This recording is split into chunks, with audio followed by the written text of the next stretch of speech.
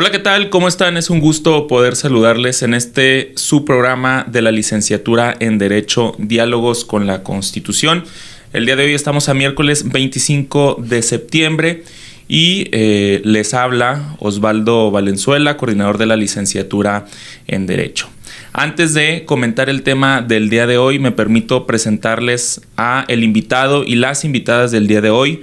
Empezamos con el maestro José Alberto Vidaña Sánchez Álvarez, que es docente de la licenciatura y además también es coordinador de la licenciatura en Ciencias Políticas. Muchas gracias, Beto, por estar acá. Gracias, Osvaldo, por la invitación. Teresita, Luisa, bienvenidas. Muchas gracias por estar con nosotros. Sí, también acá, como ya comentaba Beto, está Luisa Cobian Salmón, que es alumna de 10º semestre de la licenciatura. Muchas gracias, Luisa, por estar acá. Muchas gracias por la invitación. Y Teresita Gómez Padilla, que es alumna de 9º semestre. Muchas gracias, Teresita. Sí, gracias por el espacio. Muy bien, entonces vamos a hablar y vamos a hacer un análisis en este programa de lo que viene siendo el sexenio de Andrés Manuel López Obrador, que como ustedes ya saben y las personas que nos están escuchando, pues termina el próximo 30 de septiembre. El día 1 de octubre entra la presidenta electa Claudia Sheinbaum, y con ello pues un nuevo sexenio, pero eso ya es un análisis aparte. Quiero y queremos acá dividir el programa en tres, ¿no? Con tres temas que consideramos son los más importantes que se dieron durante este sexenio, ¿no? Entre muchísimos otros, claro que sí, pero vaya, el programa no dura 3 horas ni 4 horas, entonces lo vamos a hacer lo más resumido posible. Vamos a hablar primero del tema de salud, que bueno, este tema tuvo muchísimas índoles, muchísimas aristas, sobre todo con la creación del INSABI, el tema de la seguridad universal en cuanto a la salud, pero sobre todo también lo vengo a traer acá a colación por lo que sucedió en la pandemia, ¿no? La pandemia marcó prácticamente la mayoría de lo que viene a ser el sexenio de Andrés Manuel López Obrador y bueno, también el tema o el segundo punto que vamos a abordar son las reformas. Se habló de la reforma energética en algún momento, que fue una contrapropuesta a lo que se generó en el sexenio anterior. Se habló de una reforma electoral durante el 2022 en la cual también ahí peligraba un poco o iba a tener modificaciones más que peligrar el Instituto Nacional Electoral, lo que viene siendo la Guardia Nacional, que es algo muy controvertido y que hoy también se está analizando justamente en las diferentes cámaras porque es la militarización de la Guardia Nacional ya en su última fase. Y sobre todo un tema que interesa mucho a abogados o abogadas, que es el tema de la reforma judicial, que bueno, eso ya se habló en otros segmentos, pero claro que lo vamos a analizar. Y por último el tema de la seguridad, ¿no? Un tema que traemos cargando desde varios sexenios anteriores también, que se habla de la muy criticada o muy hablada estrategia de seguridad abrazos no balazos, que eso fue inicialmente en el sexenio. Ya también se tocará algo de la militarización, pero sobre todo también la seguridad y derechos humanos y lo que viene siendo la violencia y el control territorial por parte de los cárteles, que es algo que está en noticia también recientemente por lo que ha sucedido en Culiacán, ha sucedido en Zacatecas y en varios sectores del país. Pero bueno, primero vamos a empezar por el tema de la salud.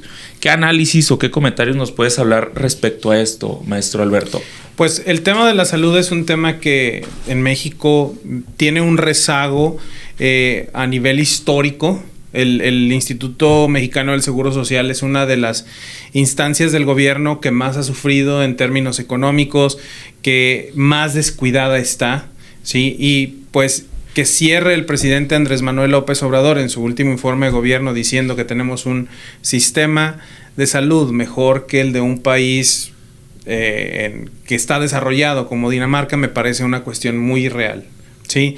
Hay cuestiones que son innegables. La pandemia del COVID-19 vino a hacer modificaciones importantes al sistema de salud, pero incluso en esa instancia es donde vemos cómo la política intercede de una forma negativa en términos de la salud pública. Ustedes recuerdan al presidente López Obrador pidiéndole a la gente que se mantuviera con calma y que no se saliera de sus casas y que no usara el cubrebocas. Cuando ¿cuál era la persona encargada de la pandemia? Hugo López Gatell. Sí. Que Hugo López Gatell inicialmente se veía como una persona centrada, como alguien que estaba haciendo buen buena gestión pues de la crisis de la pandemia, y después al momento de que se politiza y que le tiene que dar su apoyo al presidente López Obrador, todo eso se cae. Entonces yo creo que desde ahí, desde que el sistema de salud se ve como una instancia nada más para ganar adeptos políticos y no se le pone la atención debida, pues definitivamente seguimos viendo. Yo no veo que haya una mejora en el sistema. Yo soy usuario del sistema del Seguro Social. Yo tomo mi medicamento del sistema del Seguro Social. Sí ha habido algunos avances en parte de lo que es la cuestión de la gestión en la farmacia de aquí, de la Clínica 16, que yo como usuario lo veo así directamente, pero no veo que haya para nada un sistema mejor que el que puede haber en un país desarrollado como en Dinamarca. Entonces, desde ahí creo que hay una velación de la realidad por parte del presidente López Obrador que no es propia solamente del sistema de salud, sino que la vemos en todos estos temas que tú manejas, que hablaremos el día de hoy.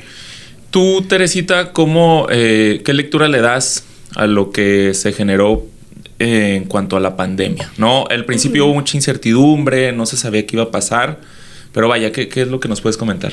Bueno, pues el sistema de seguro social ya tenía deficiencias desde años bastante. Yo creo que la pandemia vino a destapar un poquito más qué tan profunda y qué tan grave realmente eran esas deficiencias. Bueno, yo lo he visto por parte del trabajo litigando asuntos de gente que está pidiendo medicamentos, atención desde hace años, y la pandemia nada más vino a retrasar eso. No estábamos preparados en lo mínimo para eso, y esa es una deficiencia política, porque fue un problema el sistema de salud en el momento en el que el presidente le empezó a politizar, en un momento de crisis, en un momento en el que no debió haber divisiones. O sea, eso de abrazos, salgan sus medallitas, yo creo que nada más fue como una imagen de lo que realmente está pasando y lo realmente grave que está el sistema de salud. Digo, no basta con ir una vez para darte cuenta de lo mal que está. Estamos hablando de un problema estructural, un problema de años. Ustedes ya también un problema sistemático. Tú también hablabas, Beto, y Teresita Caga, de las cuestiones políticas, ¿no? Que luego vino a destapar esto con el INSABI, que bueno, ya no existe tal cual en INSABI, ahora se hace o se crea esta figura que es IMSS Bienestar, pero que aparte también, si ustedes bien recuerdan, están involucrados los estados. Entonces, los estados que no estaban con el Movimiento de Regeneración Nacional Morena, lo resienten un poco más que los que sí estaban, ¿no? Ahí medio un juego político. Yo te acepto esto, tú me aceptas el otro. Pero a ver, Luisa, respecto a estos puntos, ¿cómo pudiéramos pues hacerle para mejorar en cuanto a inversión en infraestructura, pero sobre todo a las zonas rurales, ¿no? Porque también podemos hablar, y no me dejan mentir, de que falta personal, faltan médicos, faltan insumos, entre otras cosas. ¿Cómo pudiéramos fortalecer este punto?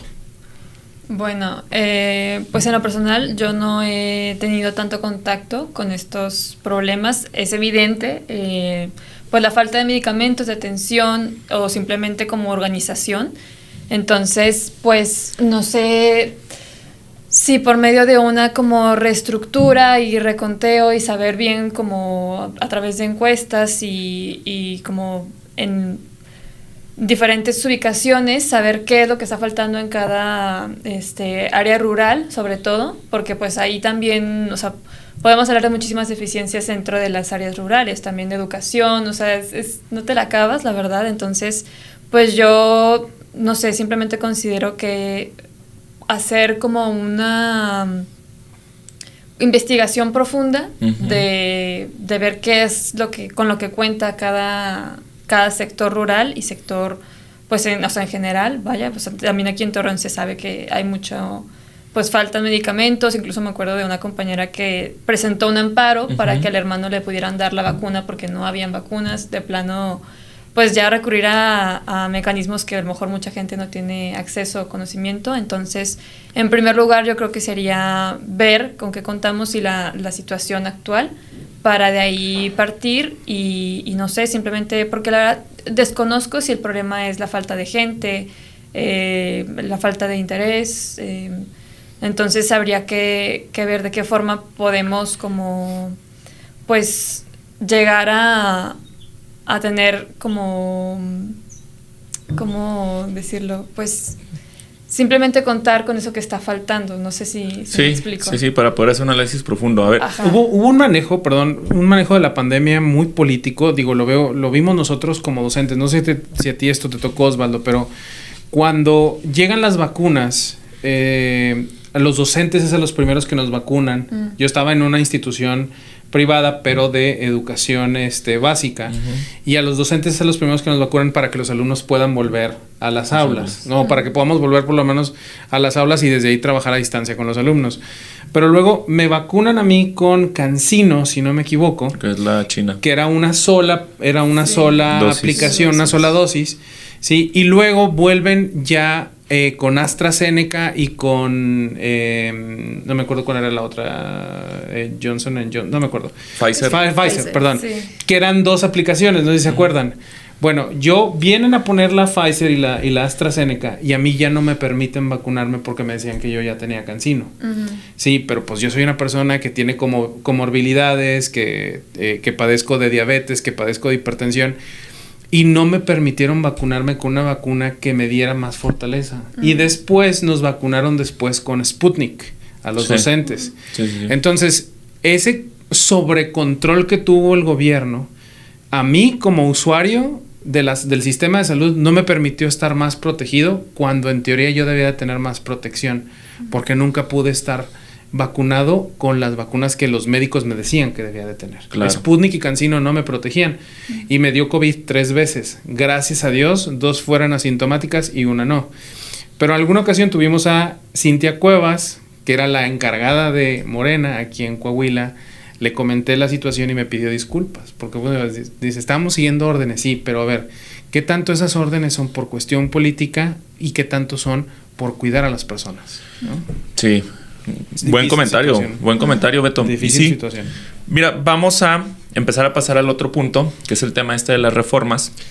Pero podemos hablar de un problema estructural, un problema que se necesita un análisis un poco más profundo por parte del próximo gobierno federal y que a las personas que no podían acceder en cuanto a cuestiones de salud, vacunas, medicamentos, entre otras cosas, tenían que acceder a amparos, otras acciones jurídicas en las cuales les pudieran otorgar esta protección por parte del Estado, ¿no? De todas maneras, no es una gran parte de la población. Estamos hablando de que la salud está muy segmentada en cuanto a el alcance en el nivel socioeconómico. Pero bueno, pasamos pues a lo siguiente, que es el tema de las reformas, ¿no? A ver, se va el gobierno de Andrés Manuel López Obrador y en el mes de septiembre, en tiempo récord, porque pues eso también es una realidad, se aprueba la reforma estrella por parte del gobierno del 2018 al 2024, que es lo de la reforma judicial. ¿Qué análisis le puedes dar a esto, Teresita? ¿Qué es lo que nos viene con la aprobación de la reforma judicial? Esperemos que todo bien. Digo, está cerrando yo creo que Andrés Manuel el sexenio de una manera muy impresionante. La reforma, yo creo que todos los abogados, de verdad, desde que se empezó a hablar de eso, nos trae todos los días pensando en qué va a pasar, quién va a ser el próximo juez, cómo se van a escoger magistrados. Y yo creo que es una reforma tan extensa, si empezamos a pensar ya en su aplicación, yo creo que nadie ha hablado bien exactamente lo que se va a hacer una vez que ya empiece en práctica. O sea, cómo vamos a escoger jueces, cómo se van a llevar las votaciones, cuánto va a tardar, qué va a pasar en ese tiempo. O sea, qué está pasando y qué proyección hay a los derechos de las personas, como lo mencionaba Osvaldo, que ¿en dónde queda la tutela de los derechos humanos? Claro. Sí, es un tema que tiene muchas aristas y que se va a tener que discutir en cuanto a las leyes secundarias, y eso es algo que todavía no se genera.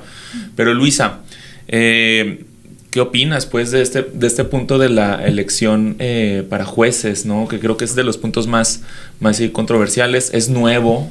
O sea, hay muy pocos ejemplos, ya se ha analizado y se ha hablado en varios puntos, también acá en el programa Diálogos con la Constitución, pero ¿cómo ves ese punto?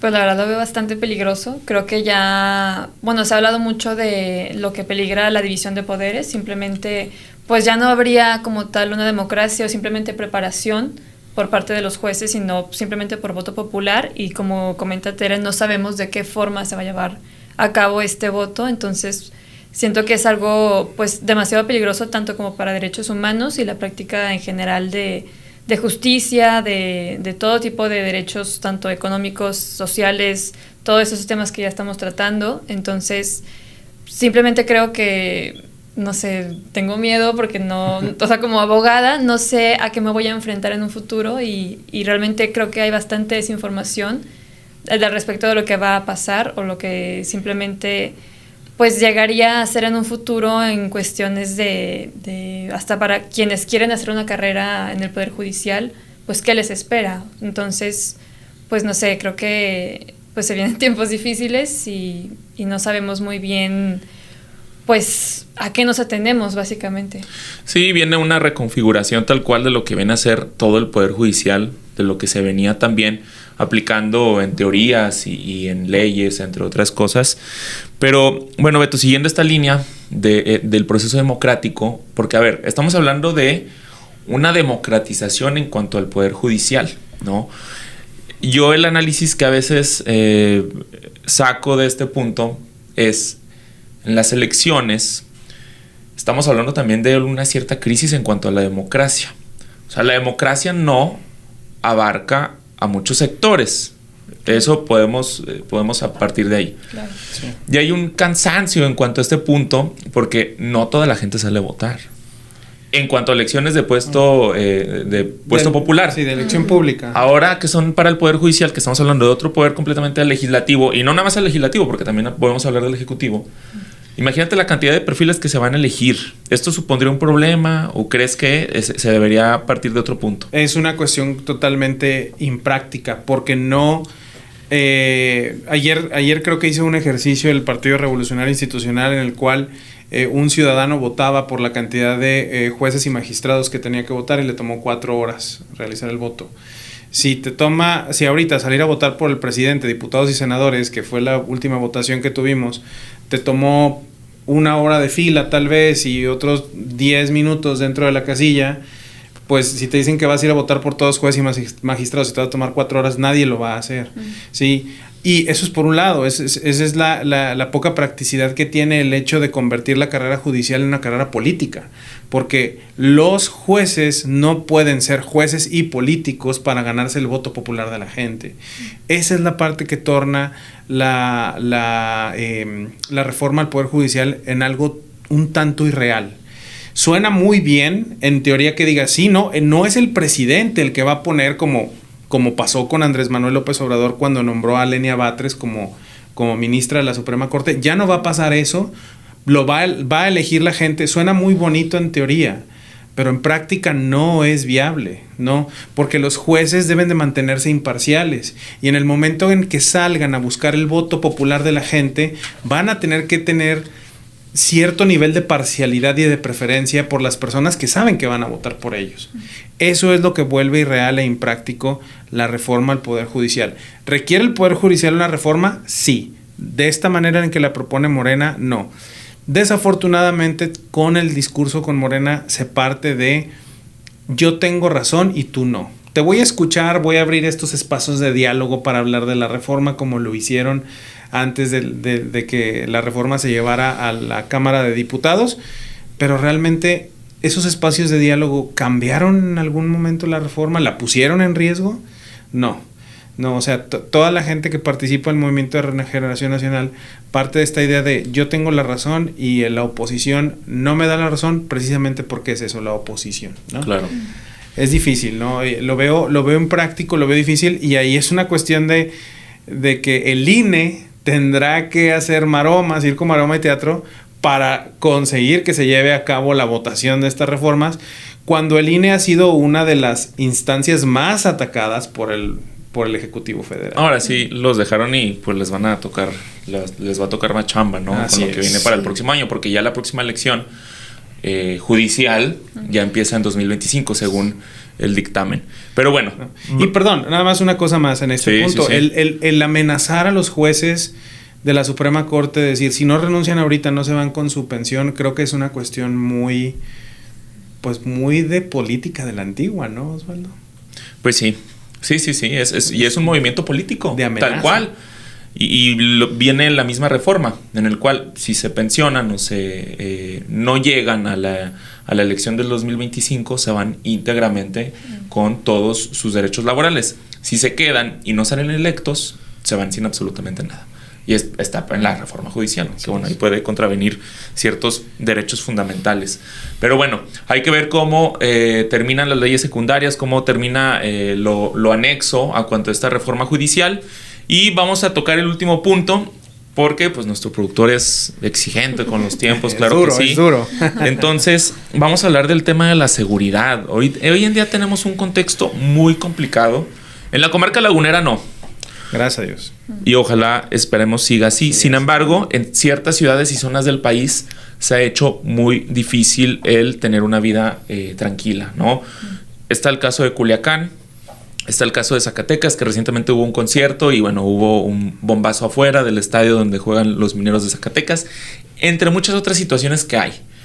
Vamos a poder jugar con la sección pasada de la reforma y ahora con la de seguridad, porque está la reforma a la militarización. Bueno, no es tal cual tiene ese nombre, pero en cuanto a la Guardia Nacional y que pase completamente su mando a la Sedena, ¿no? En todas estas fases que han existido, porque también al inicio del sexenio hubo reformas en cuanto a esto y la creación de la Guardia Nacional. ¿Qué es lo que seguiría, Teresita? Sabemos que en este gobierno sí se militarizaron ciertas cosas, en las cuales son obras públicas, aspectos de bancos, entre otras situaciones de la vida diaria del país, construcción de aeropuertos, ¿no? ¿Qué sigue ahora para esto? Yo creo que ahorita el país está viviendo una situación muy polarizada en cuanto a seguridad, y yo creo que nosotros somos el mejor ejemplo. Hasta las últimas elecciones de presidente municipal que tuvimos, yo creo que fue un tema que todos los candidatos traía muy fuerte, y es el tema de seguridad, sobre cómo es que Torreón y Coahuila, pero específicamente Torreón, ahorita es como una burbuja de seguridad cuando estamos rodeados de estados demasiado peligrosos, con las mayores tasas de inseguridad. Y yo creo que sí, de por sí, eso ya es un fenómeno que llama la atención. ¿Qué está pasando aquí en Torreón que no está pasando allá afuera o algo viceversa? También tenemos reciente lo del Culiacanazo, que lleva no sé cuántos días ya, como 10 tal vez. Ya en estado de sitio, si se puede decir de alguna manera. Ajá. Sí, y todos los ataques que ha habido, digo, no voy a decir que sean válidos o no sean válidos, pero todas las reproches que ha tenido en contra del gobernador de allá de Sinaloa. Entonces, yo creo que el país también por el lado de seguridad, y siento que no se habla lo suficiente, sí está pasando por un tema muy complicado ahorita. El tema de la militarización, yo creo que hay que valorar qué tan beneficioso es para nosotros ahorita con la situación del país, y si realmente está atacando las necesidades en cuanto al tema de seguridad que tenemos ahorita a nivel nacional. ¿Qué está pasando? Claro, y es curioso lo que tú comentas, porque ¿qué es lo que hace especial a la comarca lagunera a diferencia de otras zonas del país? Claro, lo que dicen los gobernadores y alcaldes de la región, pues es el mando único, entre otras situaciones que bueno, ahí se dio una cierta crisis de seguridad, entre comillas, por el grupo Reacción Laguna, que se separa de Román Cepeda y que se ajusta a lo que viene siendo el gobierno de Manolo Jiménez. Ahora sí que bueno, dicen ahí las lenguas que es conflicto entre el Grupo Torreón y Grupo Saltillo. Ese es otro rollo, también habría que analizarlo. Pero bueno, Luisa, en cuanto a este sentido de la seguridad, hablando de seguridad, pues también estamos hablando de derechos humanos, ¿no? Claro. Podemos ligarlo. Sigue habiendo falta de justicia en cuanto a los casos de desapariciones forzadas. Se siguieron presentando, a pesar de que se prometió que no. Feminicidios, asesinatos a periodistas, y sobre todo en estas zonas que decíamos, ¿no? ¿Por qué no se pudo llenar ese estándar o por qué no se pudieron respetar los derechos humanos? Pues, ¿por qué? Oye, muy buena pregunta. La verdad es que no... Pues simplemente creo que hablando todo el tema de la política y cómo incluso la seguridad, las reformas están como siendo lideradas o agarran el rumbo por cuestiones políticas, creo que aquí pasa lo mismo. O sea, en cuestiones de feminicidio, pues la verdad es un caso bastante, o bueno, no un caso, sino una situación bastante triste, que la verdad no sé a qué se deba, simplemente como la relación cultural hacia la mujer. Estructural, ¿no? También. Ajá, la verdad es que creo que son problemas muy globales, más bien creo que el crimen siempre ha existido, siempre han habido violaciones a derechos humanos. Creo que ahora el problema es la impunidad, o sea, que realmente no se está llevando a cabo pues un proceso o simplemente pues justicia frente a estos casos, y pues como está esta impunidad, pues la gente ya simplemente pues no sé, actúa o incluso con esto de la militarización, la desaparición forzada. Incluso aquí en la Ibero tenemos la cifra de que alrededor más de 100,000, 116, ajá, por ahí. Todos cuentan, claro. Ajá, entonces pues realmente creo que es pues esta estructuración el problema y la impunidad más que otra cosa. Claro, y aparte de hablar, antes de pasar acá con Beto y empezar a cerrar con el programa, que el tema de los colectivos feministas tuvo un auge muy distinto en el sexenio de Andrés Manuel López Obrador, ¿no? Empezó un empoderamiento mayor. Yo recuerdo mucho ese 8 de marzo del 2020, que fue como un parteaguas todavía mayor a lo que se venía gestando antes, porque se hizo un paro. ¿Y qué es lo que hacen estos colectivos? Pues exigir derechos, ¿no? Que se cumplan sus derechos, hablando también de los colectivos de personas desaparecidas, porque ante la falta de respuesta del Estado, lo que sigue es, pues nosotros tenemos que buscar esa justicia sí o sí, porque no nos queda de otra, ¿no, Beto? ¿Qué sería lo que seguiría en cuanto a seguridad o cómo cierras este sexenio? No podríamos hablar de una estrategia de seguridad cuando las máximas autoridades del Ejecutivo Federal y del Ejército les dicen a los dos bandos que están peleando en Sinaloa, no se peleen o váyanse a pelearse a otro lado, en lugar de hacer su trabajo y atraparlos a los dos. Y no podemos pensar en una estrategia de seguridad que viene desde la cabeza del Ejecutivo Federal, cuando el Ejecutivo Federal sale en la mañana, en una de las mañaneras, a decir que es culpa de Estados Unidos por haber hecho que el hijo del Chapo Guzmán les entregara al Mayo Zambada. O sea, no hay una conciencia de decir, tu trabajo es procurar la seguridad del pueblo, y para procurar la seguridad del pueblo tienes que acabar con estos grupos delincuenciales, no pedirles que se vayan a pelear a otro lado. Sí, claro. Sí, o sea, que luego también viene este análisis de lo que dicen, perdón que te interrumpa, Beto, por el envío de armas de Estados Unidos a México, ¿no? Pero si tú, o sea, pueden entrar las armas, ¿y dónde está tu trabajo? Así como Estados Unidos es tremendamente duro con la frontera, como México no es tremendamente duro también con la frontera y en la entrada de armas, ¿no? Aquí hablamos de que el presidente López Obrador entiende cuál es su estrategia. Su estrategia es mantener una línea de diálogo que mantuvo durante los 6 años y que la sigue repitiendo, ¿sí? Que es lo mismo que hace Donald Trump en Estados Unidos. Ahorita Donald Trump ve que se le está escapando de las manos la elección, y cada vez que lo ves en la televisión habla del problema de los migrantes, porque es su mejor carta, ¿sí? Con Andrés Manuel López Obrador, su mejor carta es los pobres. Y él mismo lo ha dicho, que su estrategia es los pobres y cómo ayudar a los pobres. Y a través de estos 6 años afianzó esa estrategia y descuidó la estrategia más importante, que es tener al país seguro. Desafortunadamente nuestro país vive esta inseguridad por la carencia de actuación de las fuerzas militares y las fuerzas policiales. Ahí está claramente, o sea, ¿cómo es posible que salga el general encargado de la seguridad en Sinaloa a decir, no es que váyanse a pelear a otro lado? No, es que ve por ellos y atrápalos. Así de sencillo. Muy bien, pues ya empezamos con la conclusión de este programa, y antes de cerrar, Teresita, ¿qué calificación le darías al sexenio del 1 al 10? Yo me voy con un 5, nada más para darle algo. Yo creo que fue un sexenio que se le salió de las manos al presidente. Beto. La mínima de la SEP. Sí, le puse, es que la SEP no permite menos de 5, sí, ¿no? No se puede reprobar, entonces sí. Del 1 al 10, Alberto. Yo no le pondría ni un 3, te voy a decir por qué.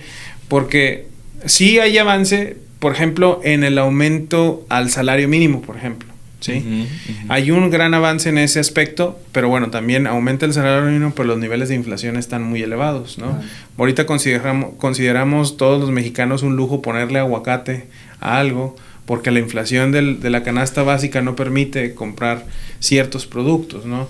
Y en lo demás, en lo que es reconocible el sexenio de Andrés Manuel López Obrador, es en el afianzar su posición al momento de seducir a los votantes, porque eso es indudable.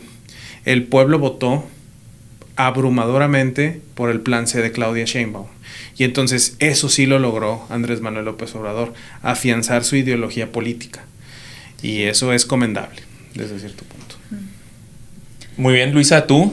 Pues yo la verdad es que no no tengo tantos recuerdos como para hacer una comparación con sexenios anteriores, pero simplemente veo en cuestiones de seguridad, salud, esto que ya estamos comentando, pues que hay un retroceso, no solo para estas cuestiones, sino en la parte ahora estructural del país. Creo que en Torreón nos ha tocado, bueno, ya nos tocó en su momento la inseguridad y ahora estamos como en un punto más calmado, pero siento que ahora con este partido pues al mando hay demasiada como desigualdad, demasiado odio entre la gente, como creo que sí hubo, o bueno, habrá un retroceso en varias cuestiones, pero sobre todo culturales. Y pues eso yo creo que le daría igual un 4, tal vez. Ok. Esa es la división que logra afianzar, sí. la que mencionas, es la división que logra afianzar el gobierno de Andrés Manuel López. Yo le daría un 5 también, casi pegado al 6. Yo lo veo más por el apoyo de los derechos sociales en cuanto a apoyos. Creo que ese sí es un acierto. Sin embargo, claro que hay retrocesos en seguridad, claro que hay retrocesos en derechos humanos, claro que hay retrocesos. Yo sí veo un retroceso grande en cuanto a la reforma judicial. Y en el tema de salud, pues se quedó mucho a deber en cuanto a la pandemia, en comparación a otros estados y países. Pero bueno, les agradezco muchísimo. Teresita, muchas gracias por estar aquí el día de hoy. No, muchas gracias a ustedes. Alberto. Gracias, Osvaldo, gracias por la invitación. Luisa, muchas gracias también. Muchas gracias. Y bueno, les habla Osvaldo Valenzuela. Muchísimas gracias por habernos sintonizado el día de hoy. Nos vemos en otra emisión de Diálogos con la Constitución. Les invito a que sigan las redes de la licenciatura en Derecho y que visiten también la página web que tenemos. Muchas gracias y buenas tardes.